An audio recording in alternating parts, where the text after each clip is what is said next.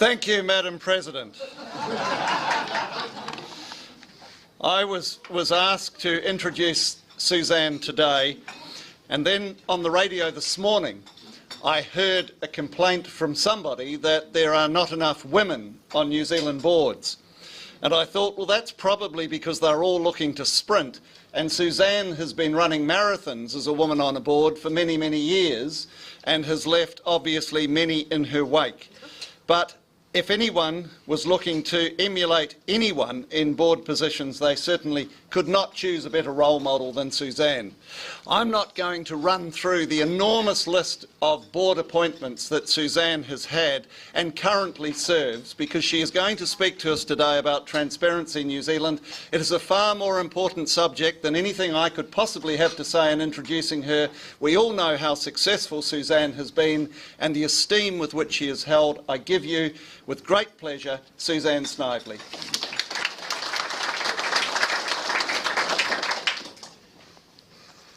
Thank you, Chris, and thank you, Madam President. And I have to say I'm incredibly surprised. I was expecting only about 2 tables today because of Waitangi Day. So thank you. It's really neat that you're all here. I want to start with 2 questions. The first question is, do you think New Zealand stayed the same, went up, or dropped compared to last year on the Corruption's Perception Index? All right.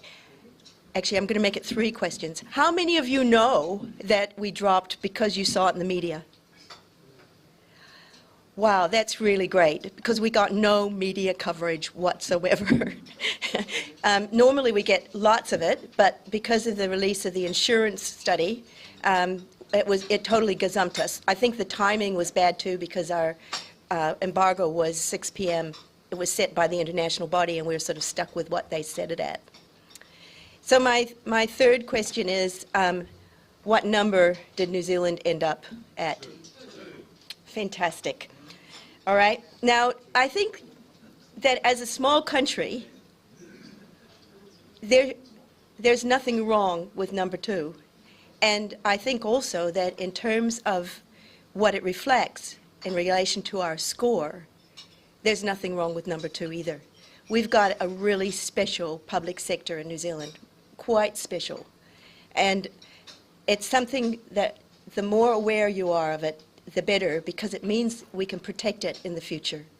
As you've seen, life can be tough for public servants in some parts of the world, and of course that's why we're interested in how Trump did.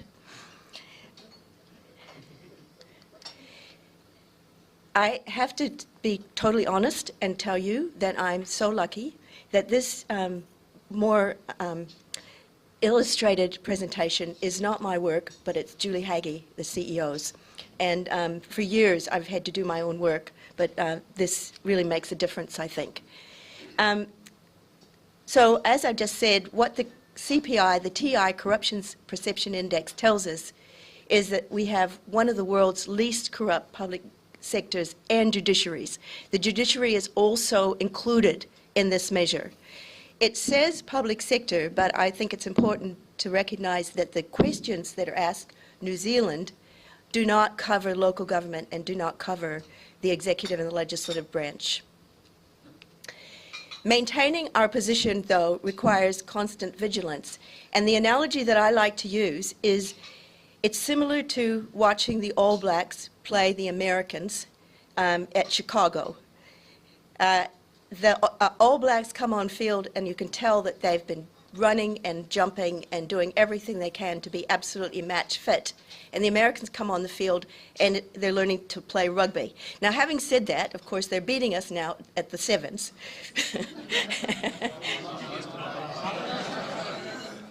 And so that's a really strong warning to us, is that if we don't stay vigilant with our public sector, they might beat us there too.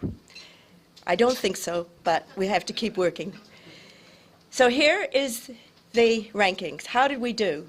Denmark scored 88, and they're number 1. New Zealand scored 87, and we're number 2. Denmark stayed the same in score.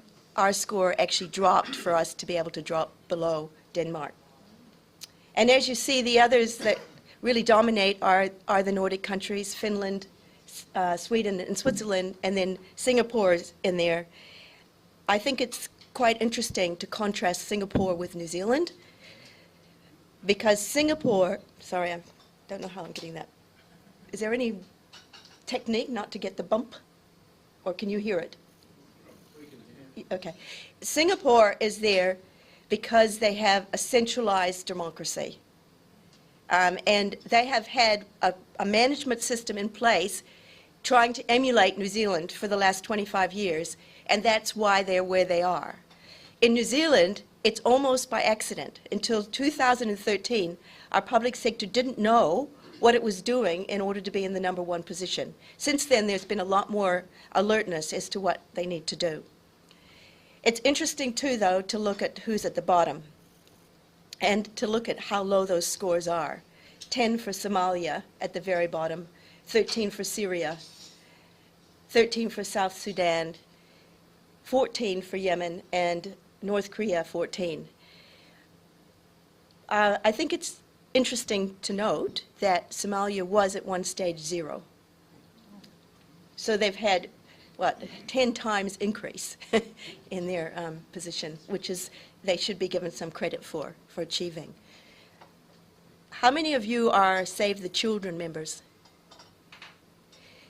Because they've just put out a book which is meant for children, and the nature of the book is my first words.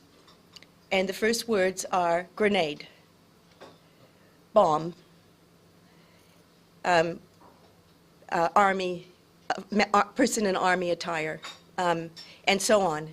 And the trouble with these countries at the bottom is that not only do they have corruption, but they have within the country factions which are fighting with each other. And the lack of transparency means that their budgets for armaments and other things are not transparent. There's no opportunity to discuss them. In New Zealand, when the budget comes out in May, you will be able to see every single dollar that's spent by our Defence Force. New Zealanders, if they chose to take an interest, which regrettably few do, but if they did, they would be able to know what our Defence Force was doing, what they were spending the money on, where they were buying things from. In this case, the money gets spent, their taxes get spent to buy guns, which are used to shoot their own citizens. So that's, I think, something to keep in mind, why it's really important to maintain what we've got here and why what we've got here is so special. So here's some other interesting scores for you to look at, but what it highlights is this is our region, so to speak, the Asia region, and there's no doubt about it that New Zealand is top of the pops in this region. Singapore, of course, breathing down our neck, but Australia, another 10 points behind us score-wise. So, last week, remember, I talked to you about our top 5 trading partners, and we talked about which was the top and the bottom for 2017. So let's have a look at this year compared to last year. So the People's Republic of China, do you think they went up or down? Australia stayed the same. Score down, but stayed the same ranking. United States? Japan? Up. United Kingdom? So the People's Republic of China, 87. That's the ranking, not the score. United States, 22. Japan, 20. United Kingdom, 11. New Zealand, and last year, People's Republic was 77. Now, you know what's happened? The Chinese chapter has written a letter to Transparency International telling them that there's a mistake in the calculation.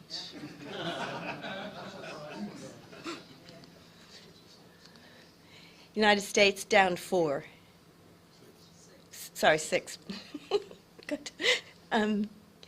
Japan up 2. United Kingdom up. Down 3, sorry. No, reading it backwards. New Zealand down 1.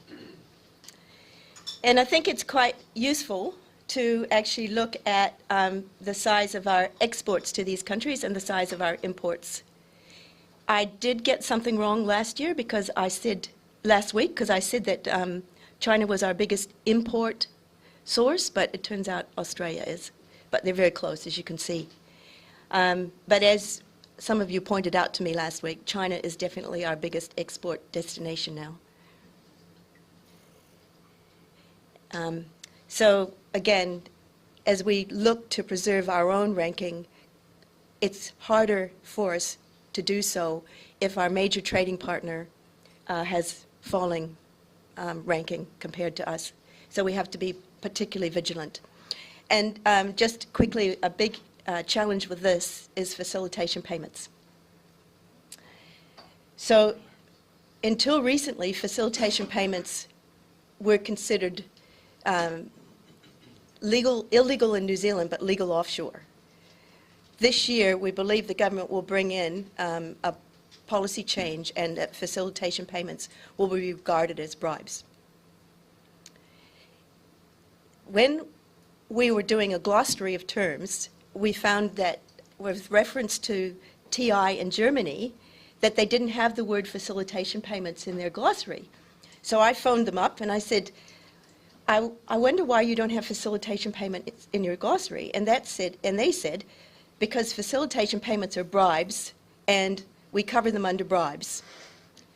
So that's how strongly they feel about it in Germany in terms of facilitation payments. But here we have to distinguish the two because bribes are illegal both onshore and offshore, but in New Zealand it's still legal to pay a facilitation payment offshore. And one of the reasons it's given is that in China, the Chinese are so used to facilitation payments that it's a custom which is finding a long time to actually die down. And so it's possible that you could have meat, Rob, am I being honest here? Is this fair? Meat left at a port because somebody didn't get a facilitation payment that they wanted to get. In the past, it's been, the published stories have been about newspaper articles where the invoicing wasn't correct. But the invoicing not being correct, if somebody had greased somebody's palm, then the invoicing might have been correct. So those are the sorts of challenges that we have working offshore. But if New Zealand doesn't set the pace, then it won't work for other countries either. They won't change. Now, John, you're here. Another ambassador told me that one of the things about New Zealand was it was held in such high regard by the Chinese that they didn't expect our companies to accept facilitation payments, and they allowed our companies a bit more rope not to be bribed than they might have from other countries. And so they would never talk about such things when they went to our embassy, and our embassy would never acknowledge that any New Zealand company should pay facilitation payments. Is that correct? And so we are setting the picture to change China. If we can change China, we can make a huge difference to other parts of the world at the same time. As China develops a public sector and starts paying public officials to do the work, they won't need bribes in order to survive. So this is a quick map of the regions, and it highlights just how pervasive corruption is internationally. Another way, in a way, to remark to yourself what a special place we have here. More than 2/3 are below 50, and the average score is 43, which is about half of ours. Now, why did we fall? Well, there's one question, and that is a question that's asked by the World Economic Forum. And that question is asked by executives, business executives. Now, they haven't been able to tell us who the 66 business executives are, but we do know that this is quite a well-thought-through, robust sample survey, and it's been done for a long time.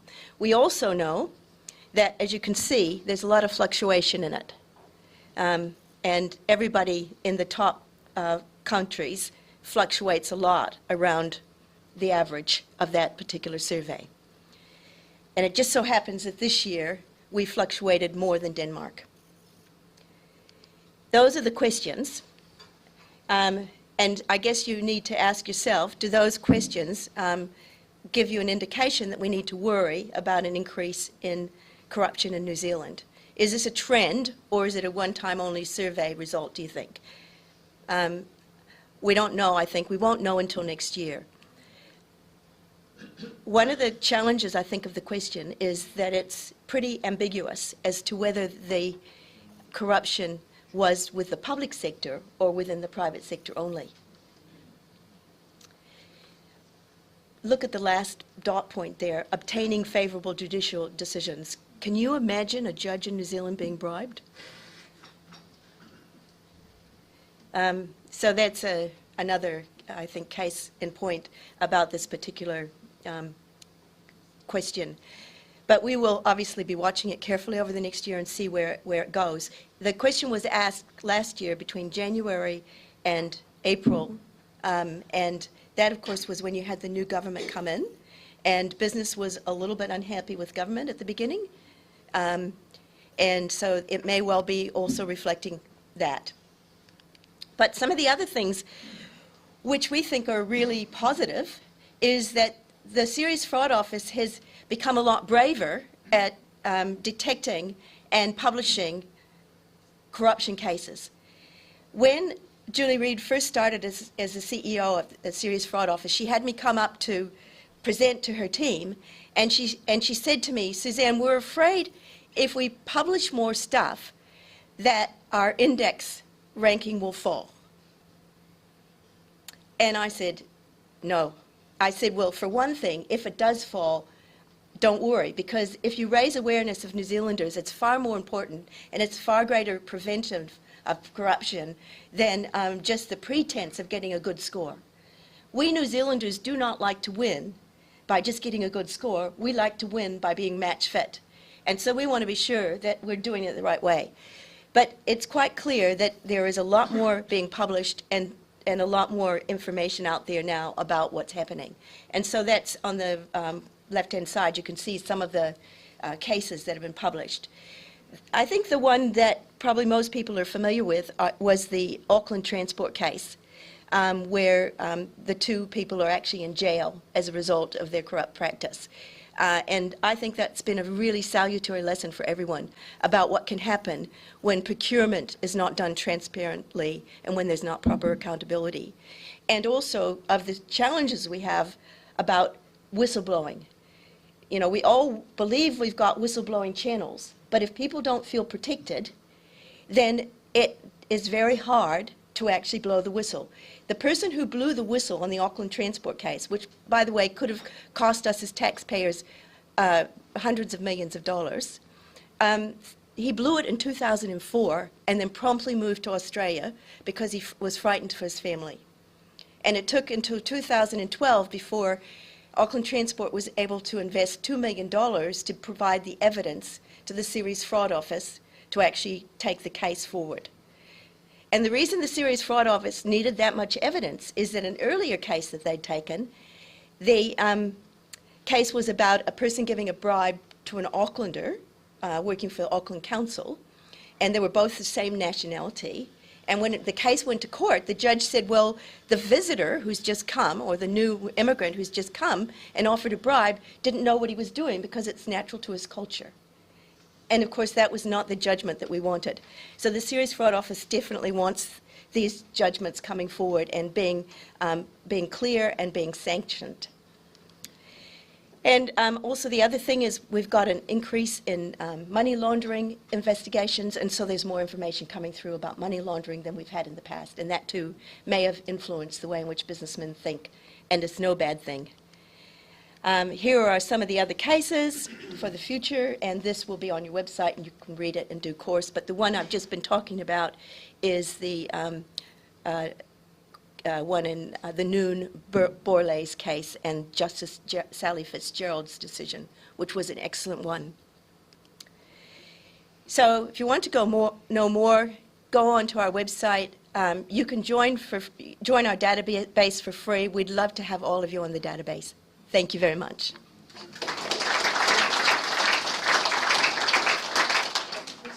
Oh, yes, of course. Oh, good.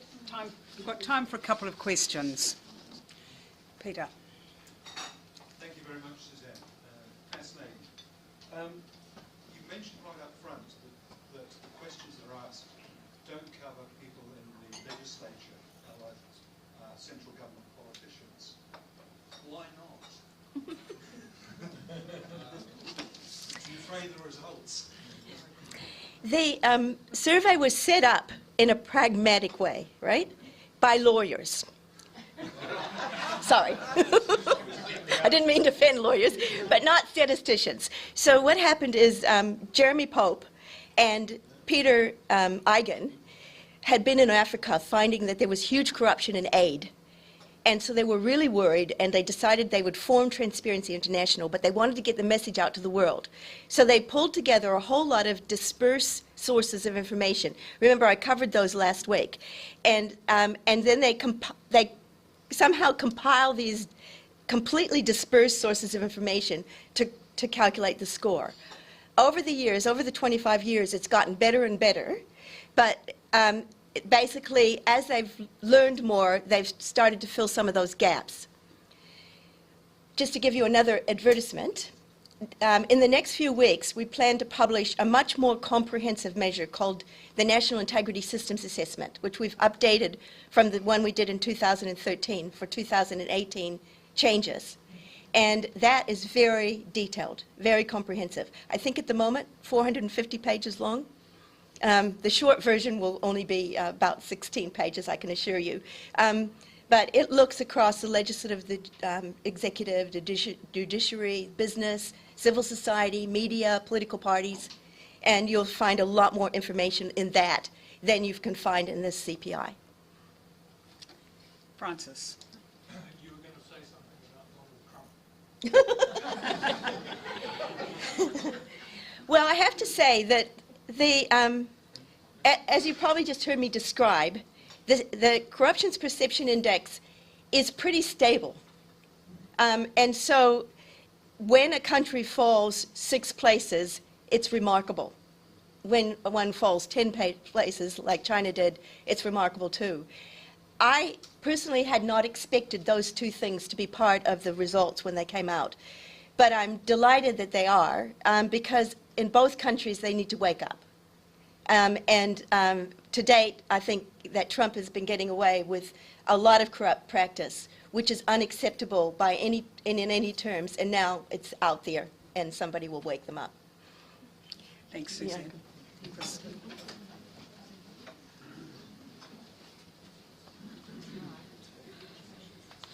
Suzanne, thank you very much. I think we would all agree that that was probably even more illuminating than we may have expected from Suzanne. I think one of the things that made the biggest impact on me was the fact that, of course, it is not just the bureaucracy, but it's the judiciary as well that are measured.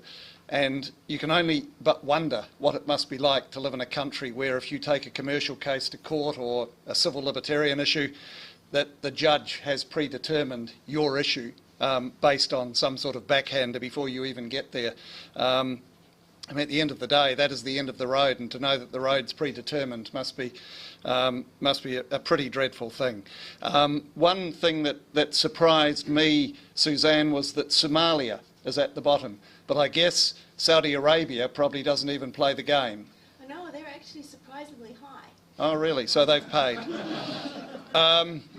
And the final thing that I took from that is that Australia at 13 on the table, at 13th, they obviously haven't yet worked out that Muriel's wedding was a movie and not a documentary. But Suzanne, terrific speech, very illuminating. Thank you very much.